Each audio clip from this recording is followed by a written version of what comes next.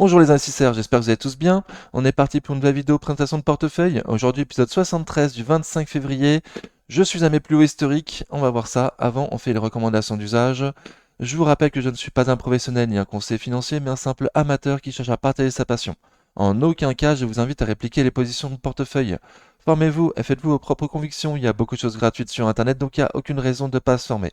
Vous êtes seul responsable de vos investissements, du choix des positions, donc des plus-values et des moins-values qui vont avec. Ok, donc comme d'habitude, on commence par mon compte titre avant de voir le PEA. En haut, vous voyez ma performance depuis le début de l'année. Donc le CAC, dividende réinvesti, a fait plus 5,76% depuis le début de l'année, donc c'est énorme. Et moi, j'ai fait seulement plus 1,63%. Donc je suis en positif, je suis à mon plus haut historique, mais je suis quand même très très loin du CAC, c'est très dur de le suivre. Ok, donc on voit le compte titre, il n'y a toujours que Total Energy dessus pour l'instant. Voilà, ça risque d'évoluer dans l'avenir. Donc moins 2% pratiquement total depuis le début de l'année. Ah, et je sais plus trop si j'ai fait dividende réinvesti ou pas. Ça, je sais plus. Ok, bon, en tout cas, pas de rien de spécial sur Total Energy, plus 87%. Je garde pour le dividende, même si je paye une partie d'impôt dessus, je garde avec mon super PRU. Ok. Le PEA, donc vous voyez les chiffres en haut sont le même que sur le compte titre, je fais pas la distinction entre le PEA et le CTO. L'ensemble de mes deux bourses font le compte bourse, font mon compte bourse, c'est ça. L'ensemble des deux comptes font mon compte bourse. Ok, donc qu'est-ce qu'on peut voir? LVMH a bien performé, plus 15,98%. On la regarde toutes les semaines en vidéo le mercredi, donc je vais passer, je suis très confiant. Jusqu'à présent, je pensais m'alléger d'une deuxième LVMH. Bon, je suis plus trop sûr. Voilà, je vais peut-être en rester avec 3, même en attendant le crack avec 3, peut-être. On va voir. Pour l'instant, je suis parti comme ça. J'accumule pas mal de cash chaque mois. Ma liquidité remonte très vite. Donc c'est pour ça que je compte peut-être garder 3 LVMH ad vitam et me renforcer fortement lors d'un crack. Orange plus 4,5%, donc très très bien. Dividende. Bon, elle est un peu molle. Arrivé à 13, si on y va, si on passe le plafond des 12, bon bah je m'allège un petit peu pour garder ça un petit peu long portefeuille, mais garder 100, 110 actions pour le dividende long terme. Coface, plus 10,47% depuis le début de l'année, donc très très bien. Pareil, dividende, ça monte avant la saison des dividendes. Donc pour l'instant, tout va bien. Je m'attends à ce qu'elle fasse une performance un peu moins bonne cette année, après le versement du dividende, que ça retombe quoi, hein. Mais je compte pas m'alléger. Très belle société à garder pour les années à venir. Super dividende. Plus belle croissance de la société, croissance interne, croissance externe, donc très confiant pour les années à venir. Téléperf, plus 0,53% depuis le début de l'année, j'en suis à moins 16% depuis que je l'ai acheté. Donc elle, c'est un peu moins une grosse conviction, en tout cas je la trouve très haute dans mon portefeuille, vu la conviction que j'ai pour elle, plutôt moyenne. Donc si on repasse, enfin quand on repassera au-dessus de mon PRU, je compte diviser ma ligne par deux et garder le reste long terme. Mais voilà, là j'en ai un peu trop, je me suis renforcé pour faire baisser mon PRU. Mais là, ça a pris une taille trop importante dans mon portefeuille. Ça devient compliqué maintenant de se renforcer, un peu comme Reworld juste en dessous. Donc si j'ai la chance de repasser au-dessus de mon PRU rapidement, certainement que je vendrai la moitié de ma ligne. Reworld Media, moins 7,87 depuis le début de l'année. J'en suis à moins 30 depuis que je l'ai acheté, donc c'est énorme. Enfin, mon plus gros boulet, ouais, après ABC Arbitrage, pardon, qui est passé devant cette semaine. Donc mon deuxième plus gros boulet, Reworld Media, je garde. Grosse conviction pour le long terme pour que ça vaille au moins 5 euros Reworld. C'est le point bas fondamental, j'espère, cette année. On va voir les chiffres bientôt.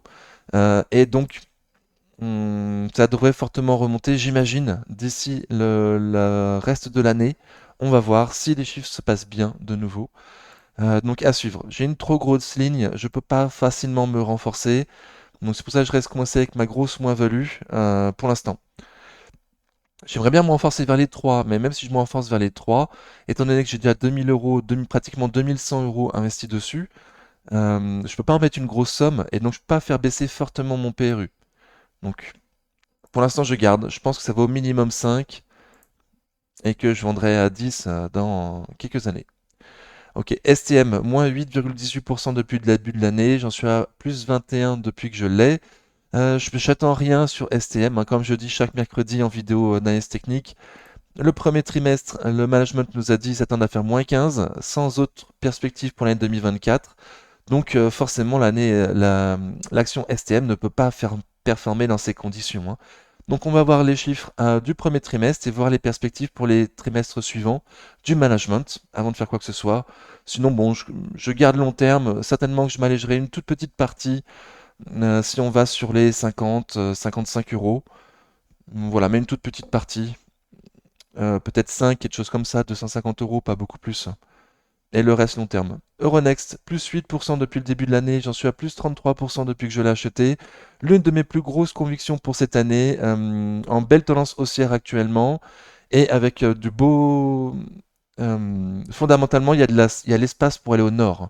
Donc l'une de mes plus grosses convictions, j'en ai pas énorme, donc je compte pas m'alléger, je garde long terme, avec un dividende qui croît. Cette année, je crois qu'ils ont augmenter le dividende de 11% par rapport à l'année dernière, quelque chose comme ça. Donc s'ils peuvent faire ça tous les ans, ça me va très bien, je garde le long terme.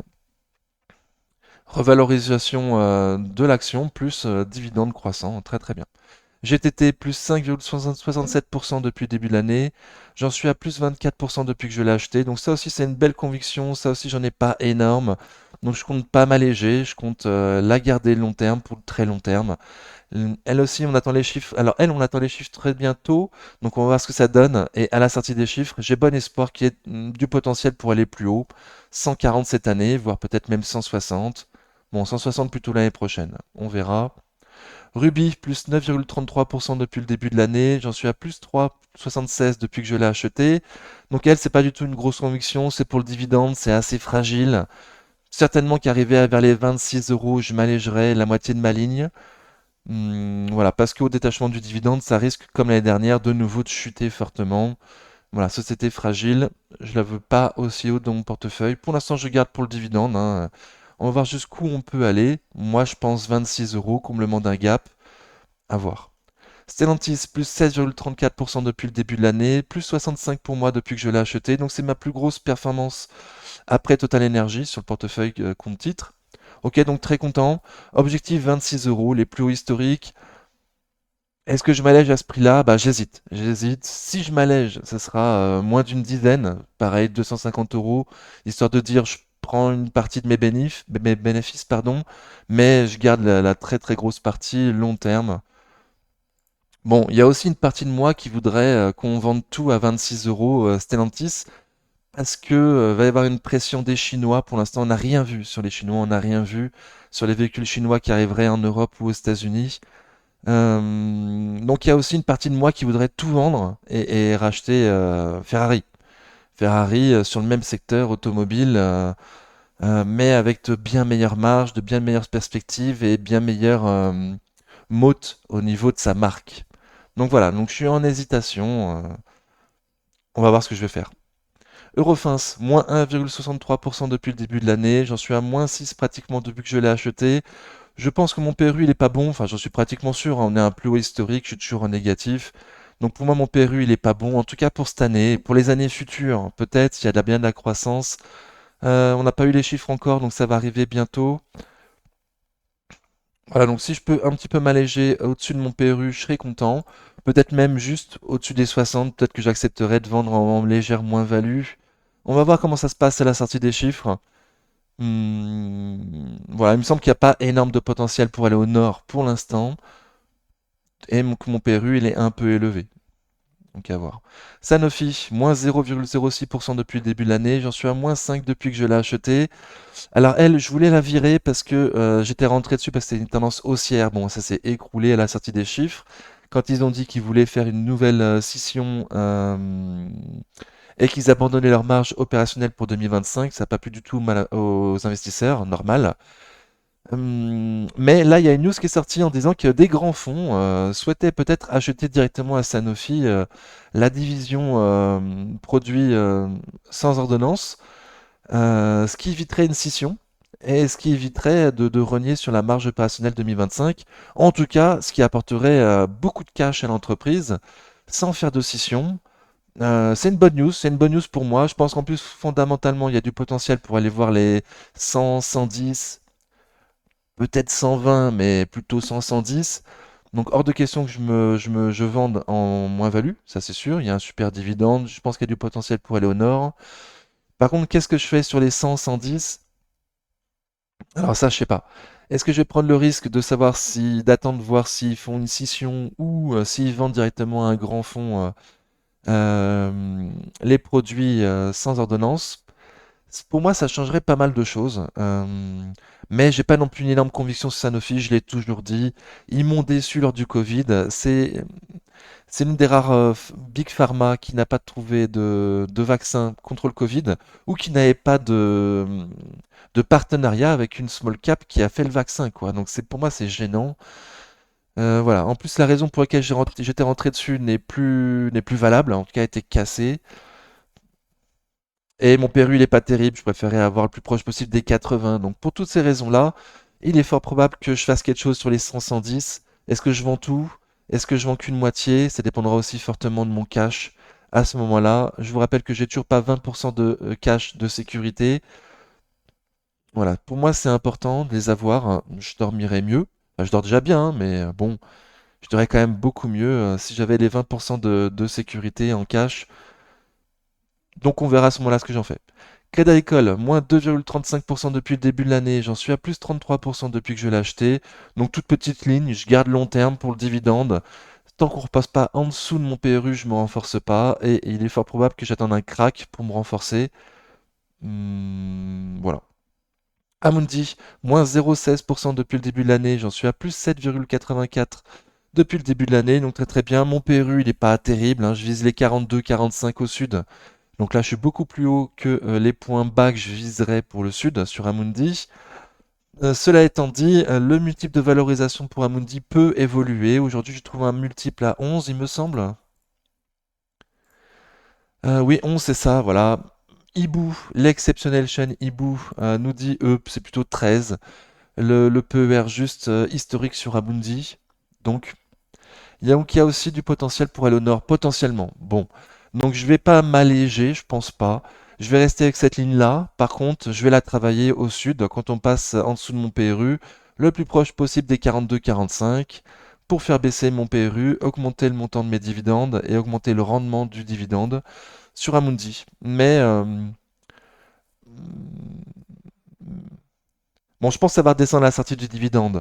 Mais je pense qu'il est aussi possible qu'à un moment donné, les multiples de valorisation augmentent sur Amundi. Voilà, là, on n'est pas bien cher payé. Donc, j'ai pas envie de prendre le risque qu'elle parte ou qu'elle reste haut sans moi, quoi. Amundi. Donc, j'allège pas. Même si mon PRU, il est pas terrible, terrible. C'est pour ça que je dis ça. ABC Arbitrage, moins 23% depuis que je l'ai acheté. Ouais. Donc le plus gros boulet là depuis le début de l'année, hein, juste avant Equasens. Je me suis renforcé il y a 15 jours, on l'avait vu en vidéo. D'ailleurs, ça avait fait débat, hein, je savais que ça allait faire débat, hein. J'avais vendu LVMH parce que j'ai vendu une action LVMH parce que elle représentait plus que 10% en somme investie de mon portefeuille. Ça me gênait. En plus, j'avais pas de liquidité. Et à la suite d'avoir vendu mon action LVMH, j'ai acheté un petit peu d'actions ABC Arbitrage sur un support de très long terme. Donc bon, c'est sûr que le move, il est pas joyeux, hein. Surtout que là, LVMH a continué à monter, ABC Arbitrage a continué à baisser. Donc il est encore moins joyeux, je sais pas trop comment dire, ce move. Mais je n'ai pas vendu LVMH parce que je pensais pas qu'elle allait monter. J'ai vendu LVMH parce qu'elle représentait une trop grosse position de mon portefeuille. Si demain, imaginons, tout peut arriver, un signe noir arrive, par exemple, et je croise les doigts pour que ça arrive, hein, un américano-iranien tue Donald Trump, qu'est-ce qui se passe sur les marchés, quoi? Ça peut arriver, tout peut arriver. Donc je tiens à être prêt en cas de crack. Pour l'instant, je ne suis pas. Je suis quand même un peu mieux qu'il y a 15 jours. Donc c'était la grosse raison de ce mouvement. Ok. Donc je dis ça parce que j'ai renforcé à baisser arbitrage il y a 15 jours et que ça continue à baisser. J'ai bien vu hein, que je me leurrais avec ABC Arbitrage, dans le sens notamment où j'avais pas fait les prix sur ABC Arbitrage. Ah voilà. J'avais pas fait les prix sur ABC Arbitrage. En fait, j'avais fait en perso, mais j'avais vu que ça faisait pas un prix qui m'intéressait, donc je l'avais pas noté en fait. Mais voilà, je me rends bien compte maintenant que le fait de la pas noter, c'était pour pas que je le voie en fait, pour pas que je vois. Donc là, j'ai bien vu. Voilà, j'ai fait les comptes, on a fait les comptes ensemble. Imaginons que ce soit l'année la plus pourrie possible sur ABC Arbitrage. On pourrait aller objectif 3 euros.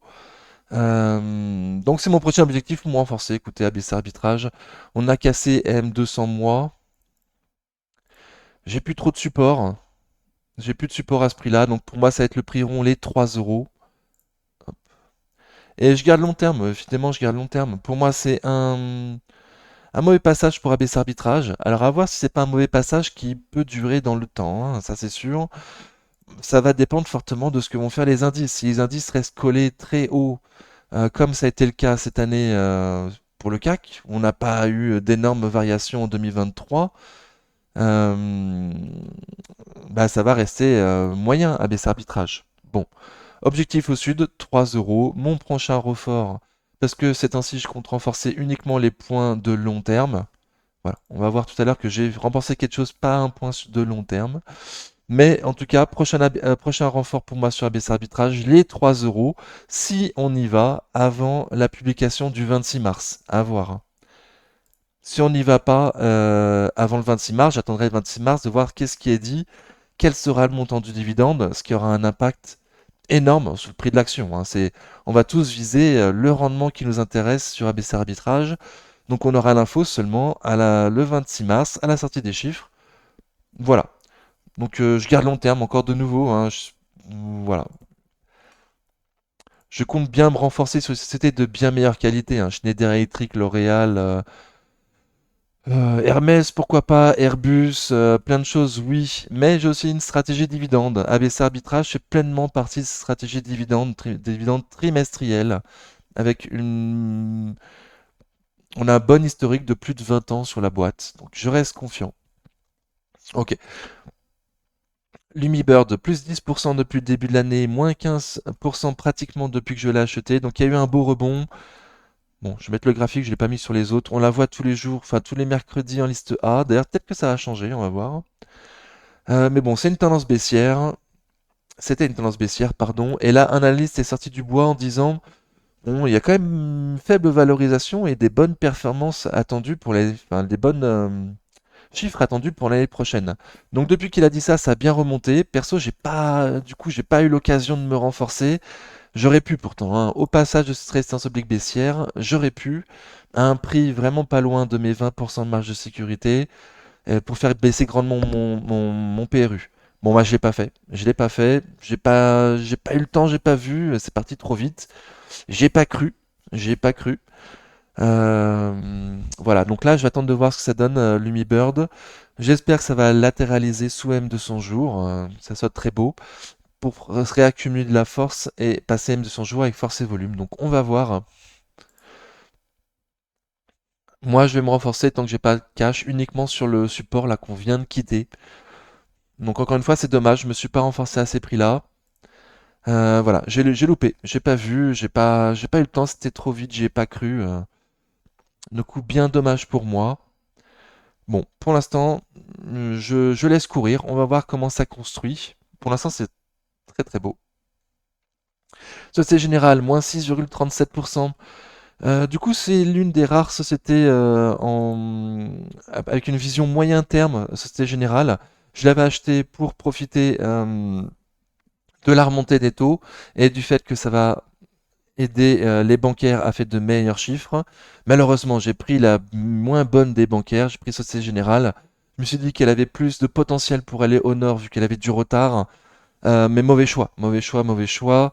C'est la moins forte, donc elle continue à être la moins forte des bancaires. En plus, elle a grandement baissé son dividende, donc à ce prix-là, c'est même pas une bonne occasion par rapport à ses copines BNP et Crédit Agricole. Voilà, donc mauvais choix, mauvais choix, mauvais choix. Bon, bah, malgré tout, je garde pour le dividende. Facialement, là, je suis en négatif, mais si tu prends en compte le dividende que j'ai eu l'année dernière, bah, je suis pas en négatif, je suis flat. Malgré tout, je reste confiant sur les sociétés bancaires avec la remontée des taux. Voilà, même s'il y a une remontée une baisse des taux prévue au deuxième semestre, les taux vont rester hauts. Donc je reste très confiant sur les bancaires. Objectif 30 sur Société Générale, du moyen terme. Voilà, parce que je ne pouvais pas vendre Crédit Agricole. J'ai une toute petite ligne et c'est ma ligne long terme bancaire. Donc pour m'alléger un petit peu, enfin, pour vendre de la banque, quand ça sera un bon prix, j'avais pris Société Générale. Mais vaut mieux toujours prendre les boîtes les plus fortes dans leur secteur que les plus faibles. Voilà, en tout cas, moi, c'est la leçon que j'ai retenue de cet achat Société Générale. Ok. Et pareil pour Kering d'ailleurs.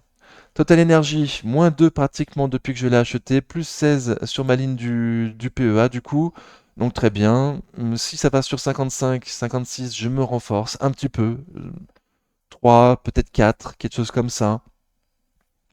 Je peux pas beaucoup plus, j'ai pas envie de faire monter non plus beaucoup mon PRU, j'ai pas envie de faire baisser mon rendement. Euh, voilà, mais je reste confiant sur Total Energy. Énergie long terme, plus dividende, très très bien. Equasens, -21,44%, donc la deuxième plus grosse dégringolade de mon portefeuille depuis le début de l'année. On est arrivé à des prix bas, mais voilà, qui sont pour moi des débuts de ligne. Je ne me suis pas encore renforcé sur ce niveau-là. Voilà, on en parle tous les mercredis ensemble, donc je vais pas mettre le graphique tout de suite. Je compte me renforcer. J'attends un cran plus bas, 45 euros, pour en prendre une petite dizaine, doubler ma ligne. Quelque chose comme ça, faire baisser grandement mon PRU. Après, je me presse pas parce que pour moi, d'après le fait que je la suive depuis maintenant plus d'un an, enfin très longtemps, je sais plus combien de temps, hein, pour moi, les 6 premiers mois de l'année vont être assez compliqués sur Equasens. Ouais, ça fait un an et demi. Pour moi, le Ségur de la santé a commencé au troisième trimestre, au quatrième trimestre, pardon, 2022, et a perduré jusqu'au deuxième semestre 2023. Donc, pour les 2 premiers semestres de 2024, il va y avoir une base de comparaison défavorable au niveau du chiffre d'affaires. On verra de nouveau soit un chiffre d'affaires stable, soit une décroissance. Donc, il ne me semble pas que ce soit des news flow positifs. C'est pour ça que je me presse pas. Voilà. Après, j'espère secrètement qu'on ira à 40 pour me renforcer fort, fort, fort. Mais 45 déjà, vu que mon PRU est à 64, déjà j'y mettrais une louche. Une louchette, une louche, je sais pas trop, hein. J'ai dit une dizaine. Bon, si c'est toujours en tendance baissière, je me renforcerai un petit peu, mais peut-être pas 10 d'un coup, quoi. On verra. Si ça repart fort, on verra. Ok. Métropole TV, alors Métropole TV, c'est elle que j'ai renforcée cette semaine, enfin c'est dans ces 15 derniers jours. Ça reste toujours la plus petite ligne de mon portefeuille, Métropole TV. Je vous rassure, ça reste toujours la plus petite ligne de mon portefeuille. J'ai beau avoir doublé ma ligne. J'en ai racheté 19 à 12,75 pour un montant de 244 euros. Donc j'ai plus que doublé ma ligne, hein. J'en ai 35 actuellement, donc ouais, j'ai plus que doublé ma ligne. Mais ça reste toujours la plus petite ligne de mon portefeuille.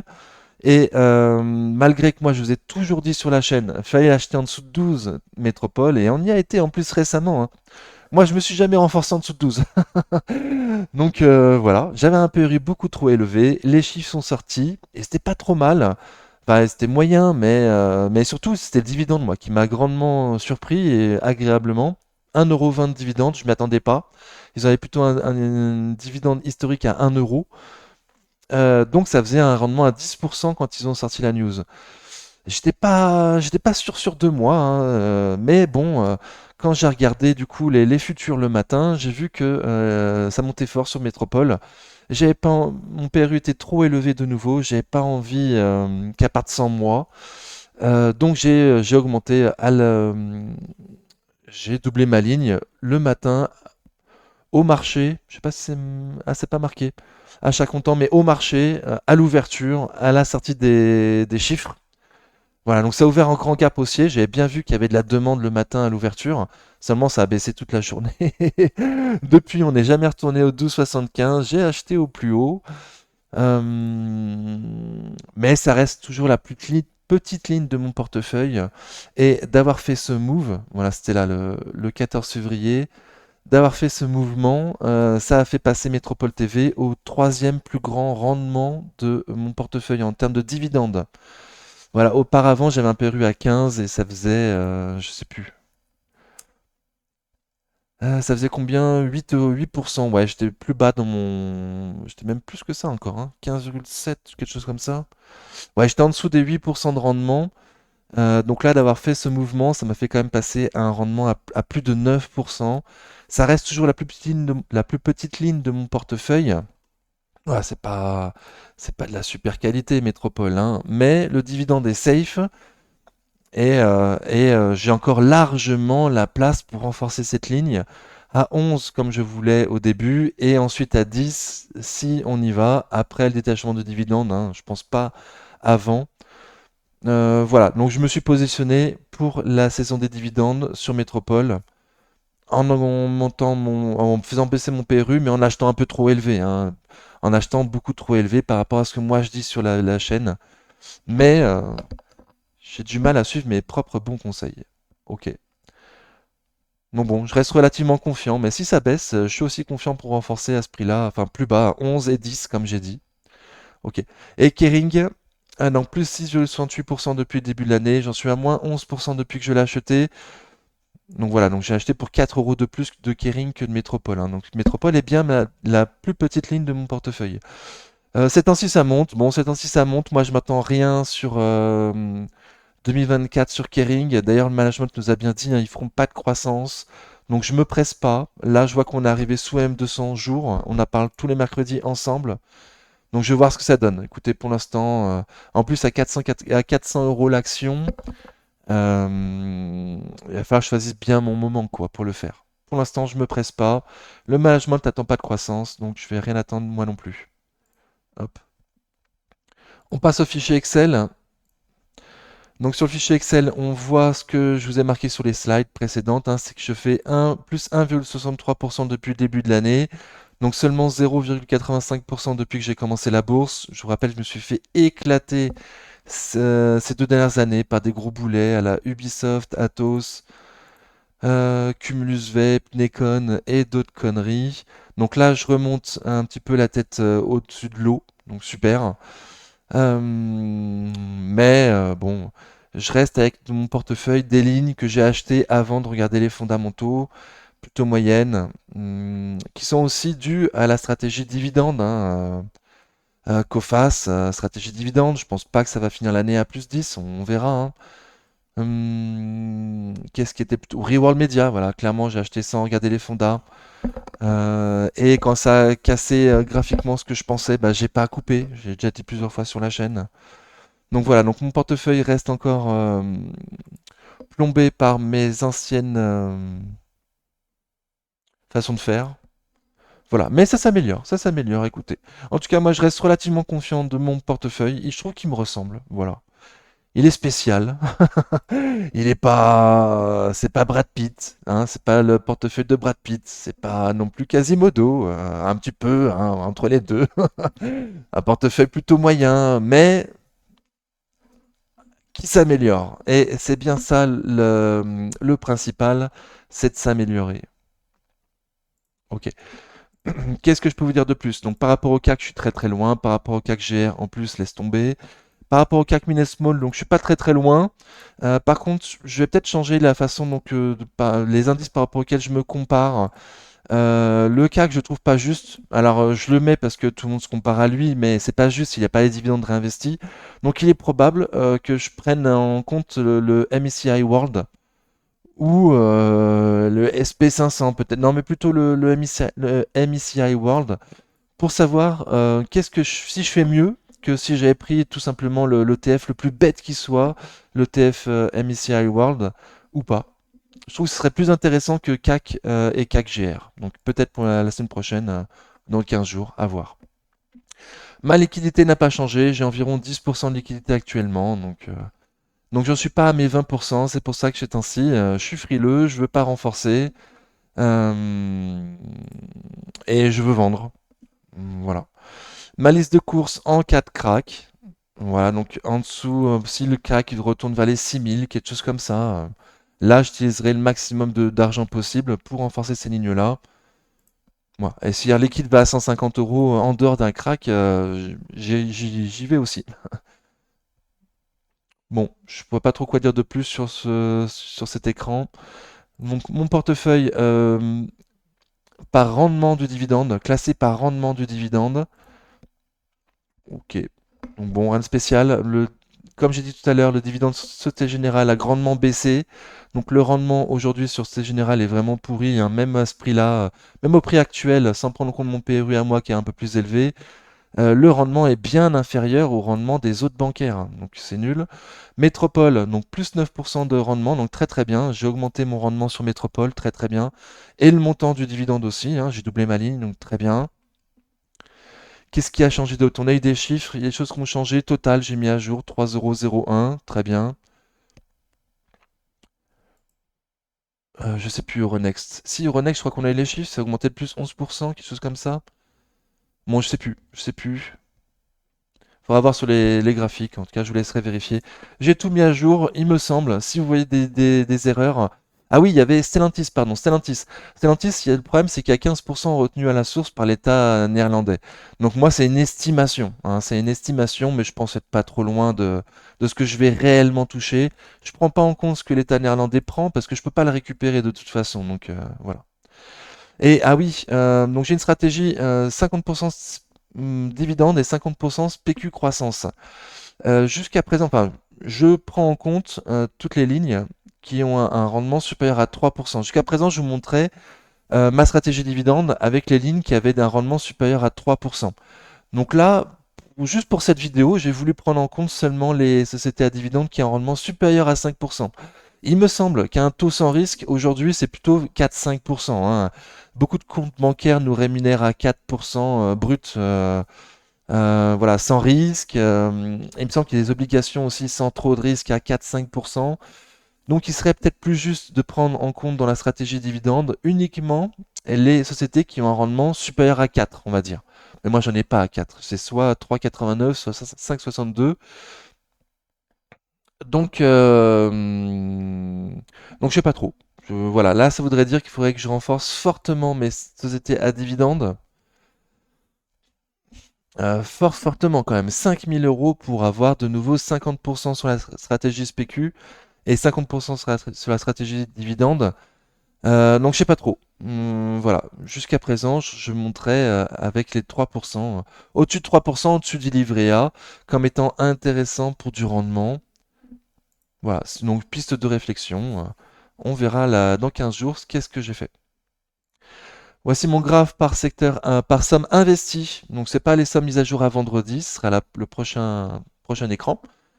Donc là, c'est par somme investie. Voilà, on voit, enfin moi, ce qui me choque, c'est les trois premières lignes de mon portefeuille, LVMH, Reward et Téléperf, qui sont beaucoup plus grosses que les autres. Donc LVMH, ça me va. LVMH, ça me va. On verra tout à l'heure avec le graphe réel. Voilà, le graphe réel. J'ai plus de liquidité, ça monte. Voilà, j'arrive à mettre 500 € de côté chaque mois. Donc peut-être que je vais. Et puis, comme on l'a dit comme on l'a dit en commentaire, il y a quand même pire qu'avoir LVMH au-dessus de 10% de son portefeuille, quoi. Donc LVMH, ça me gêne pas trop de l'avoir aussi haut dans mon portefeuille alors que j'ai rien acheté en temps de crack, hein. J'aimerais bien finir mes lignes en temps de crack pour avoir un PRU plus sympa. Mais LVMH, peut-être que je vais la laisser comme ça. On va voir. Reward et Téléperf, par contre, elles sont beaucoup trop hautes dans mon portefeuille. Voilà, donc c'est ça qui me choque le plus quand je regarde mon portefeuille maintenant. Donc c'est pour ça que je voudrais les faire baisser, notamment Téléperf, là on n'est pas très très loin de mon PRU. C'est la plus proche sur laquelle je pourrais m'alléger. Reworld Media, là pour l'instant voilà, on voit là j'ai 1,6% de marge pour me renforcer si je le souhaite. Le problème c'est que même 1,6%, ça fera pas non plus baisser énorme mon PRU. Et donc j'aurais mis 1,6% de mon portefeuille sur une société bah, plutôt moyenne, hein, pour l'instant. Et un PRU trop élevé, quoi. Donc, ce serait un petit peu de la dead money supplémentaire. De l'argent qui dort sans faire grand-chose, sans dividende en plus, supplémentaire. Donc bon, ça me fera sortir de la société plus vite, certes, mais pas non plus beaucoup plus vite. En tout cas, le ratio temps gagné, argent investi, pour moi, il est pas terrible, quoi. Ce qui serait le mieux à faire dans mon cas, ce serait de prendre une partie de mes pertes. Réduire ma ligne de Reworld Media maintenant et la renforcer quand ça partira en tendance haussière, à la sortie des chiffres certainement, en étant rassuré. Ce serait le mieux à faire pour moi. Bon, psychologiquement, pour l'instant, j'ai un peu de mal, je la vends pas en moins-value, mais je sais que c'est pas le mieux à faire pour moi. Ok. Allez, je passe. Je fais la vidéo live dans 10 minutes. Faut que je me grouille. Ok, donc c'est le graphe par somme mis à jour à vendredi. Donc on voit voilà, que je suis en grosse moins-value sur Reworld et Téléperf, hein. Voilà, on les voit pas aussi grosses sur ce slide. Donc très bien, moi je suis plutôt content sinon des premières lignes de mon portefeuille. Voilà, surtout LVMH et Total quoi, hein. Orange un petit peu la faire baisser un petit peu, c'est pas non plus le top qualité. Et si à la place de Orange, Coface et Téléperf, il pouvait y avoir Airbus, Air Liquide et Schneider Electric, je serais encore plus heureux. Ok, le graphe par secteur, c'est là où j'enlève ma tête. Donc ça n'a pas changé grand-chose, hein. La seule chose que j'ai fait, c'est racheter du Métropole TV, donc le service des communications, voilà, qui est déjà le plus gros de mes secteurs. Donc normalement, il ne faut pas que je renforce secteur communication et secteur financier. Après, je ne vais pas non plus passer à côté de belles occasions, s'il y en a, quoi. Bon. Sinon, rien de spécial. Il me manque des secteurs. Il faut que enfin, moi, j'aimerais bien avoir tous les secteurs.